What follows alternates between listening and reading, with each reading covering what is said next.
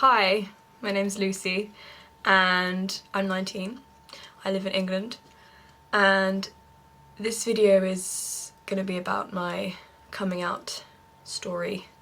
I guess all my life I had known that there was something not quite right, but I could never really pinpoint exactly what that was for a very, very long time anyway. I think I was about 15 or 16. And that's usually-ish the age that, you know, all your friends start getting interested in boys, etc.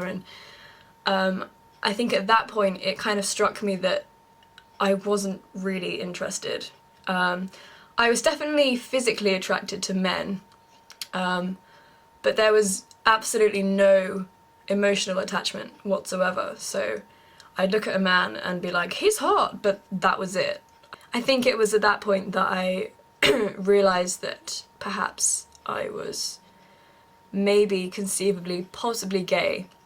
I put those words in mainly because I so did not want to be gay that I shut it off and I put it to the back of my head and I was like, this is not something you should be thinking about.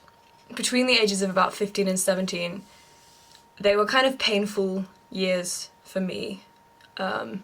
In terms of getting to know who I was, understanding myself, and taking time out to really think about what I wanted. I just kind of shut out anything that was to do with sexuality, and if that meant talking about boys with my friends and pretending that I was interested in them, then so be it. I was in complete denial, and even the word gay made me feel sick, which is sad, I guess. This is really difficult. I never realised how difficult this would be. I've never been a very religious person. I don't really lean towards religion, but there were nights where I would just sit and pray that I was straight.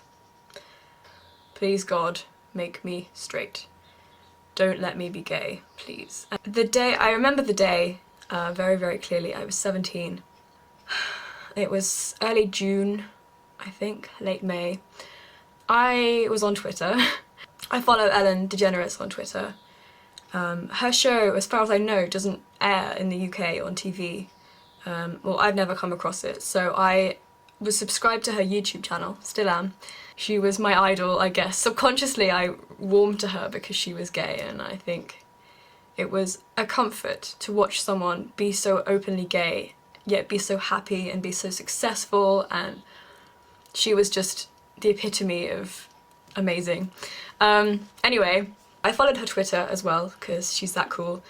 And I remember she had tweeted an interview with herself and Shelley Wright, who is an American country singer. I never heard of Shelley Wright. Country music isn't really that big in the UK. But the thing that made me click on the link was she'd called it Shelley Wright Comes Out. And I was like, ooh, what's this? And I checked behind me to make sure my parents were in the room, because God forbid they would walk in on me watching a video about someone coming out. In my head I thought, if they see me watching a coming out video, they will think I'm gay, because I was a very logical 17-year-old. Anyway, I clicked on the link. Over the course of the video, Shelley Wright spoke about her sexuality and how terrified she was about coming out, and she spoke about how she was suicidal. And by the end of the video I was in floods of tears, obviously, and I remember very specifically Shelley Wright saying, there is a girl or boy out there, aged 17, who could be watching this video, and I want them to know that they're not alone. And it was after watching that interview, that very second that interview finished, I took a deep breath and I thought, I am gay. And that was a really big deal for me. It was this 10-minute video and it changed my whole outlook on my life, which is pretty incredible. So thank you, Ellen, and thank you, Shelley, for that. A few weeks later, I met Kaelyn, and my whole life was just suddenly amazing. I had finally accepted who I was, and what's more, I had found someone else who accepted me for who I was, and that was just the best combination of things ever. But I still hadn't come out, and I think that was the next hurdle for me. It was December of that year that I came out to my friends. December 2010. So me and Kaelyn had been together for 7 months, and it was New Year's Eve, and I was with my closest friends who I adore, and I was very drunk. I'd had several vodka shots by that point, and I told my friends, I said I have a girlfriend. And this was in the middle of my friend Ben's kitchen, and they were like, what? And most of them thought I was joking, and I was like, no guys, I have a girlfriend, she's called Kaelyn. And I remember me and my best friends, Belle and Emily, we went on a walk just as it was getting up to midnight. We live in the middle of nowhere, by the way. We live in a really, really rural area. So we were walking up the lane, and there were like cows mooing, and I was telling them all about Kaelyn and how happy I was, and they were saying how much they loved me and that they were proud of me. And the sky was really clear, and I remember at midnight all these millions of fireworks going off, and I was like, I did it. It is 2011 and I did it. That was the best feeling in the world, because I was there, it was the new year, I was with my best friends, they loved me for who I was, and that was it. It was completely unexpected, and I was not planning to do it. Me and Kaelyn hadn't even discussed coming out to my friends yet. So I told Kaelyn, and she was like, what? And 2011 was the year that I went to university. And I told myself that it would probably be best if I came out when I wasn't living at home, just in case it backfired and my parents wanted to kick me out. I know now that my parents would never do that, and I'm very, very blessed to have such amazing parents, but in my head I was thinking about all the possibilities, and that was one of them. So I moved away to university in September 2011, and Kaelyn and I had both been talking about me coming out, because obviously now Kaelyn was out and her parents knew about me. The pressure was rising, I think.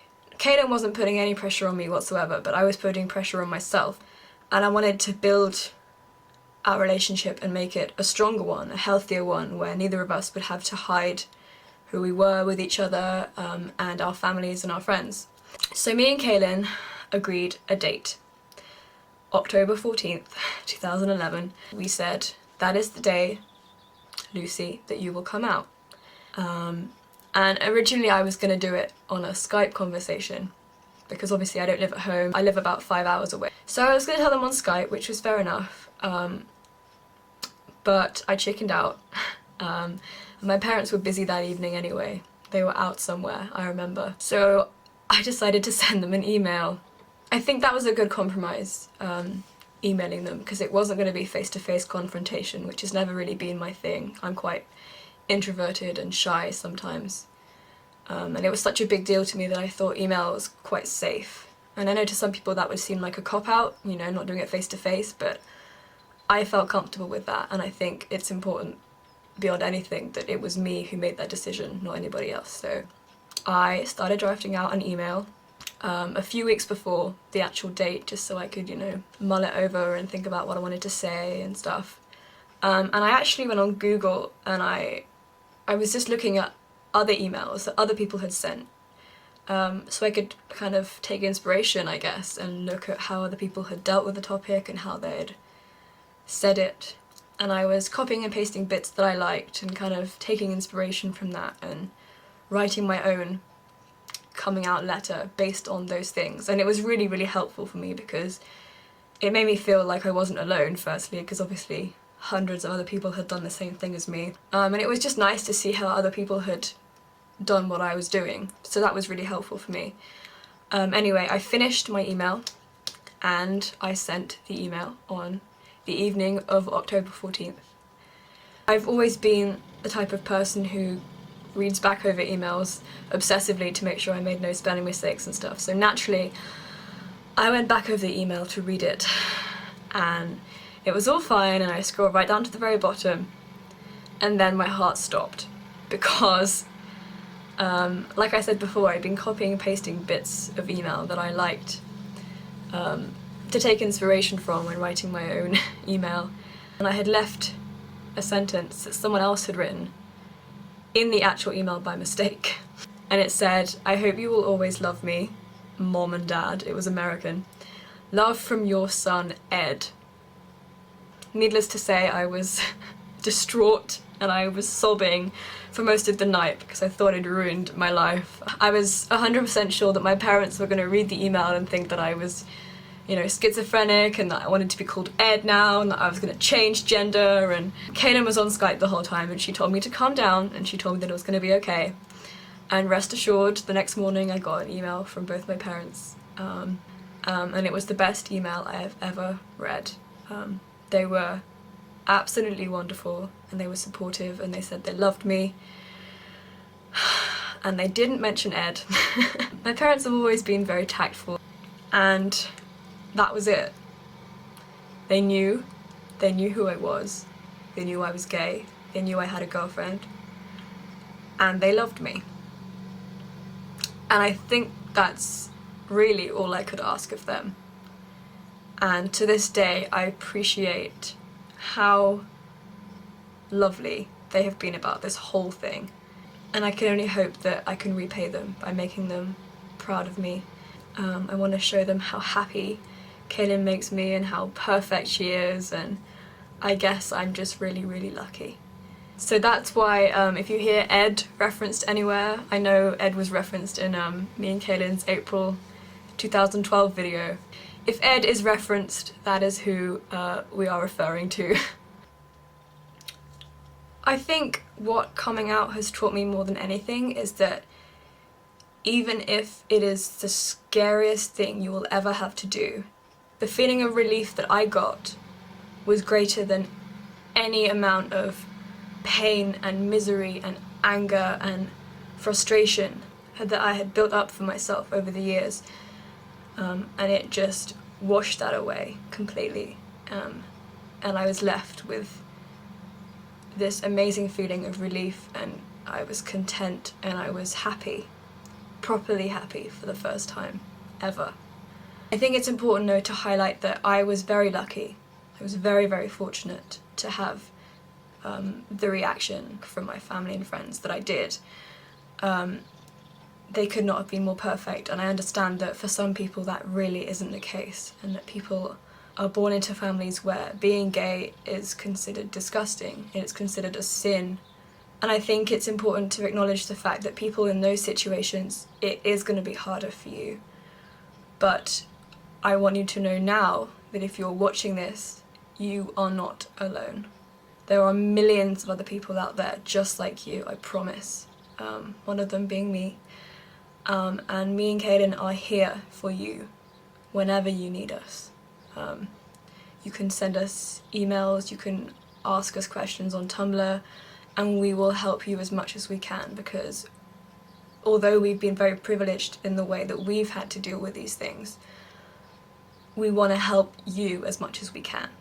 So please do not hesitate to talk to either of us. I guess all I can really hope for is that by you watching this video, wherever you are in the world, I want you to know that you're not alone. And I promise you, it gets better.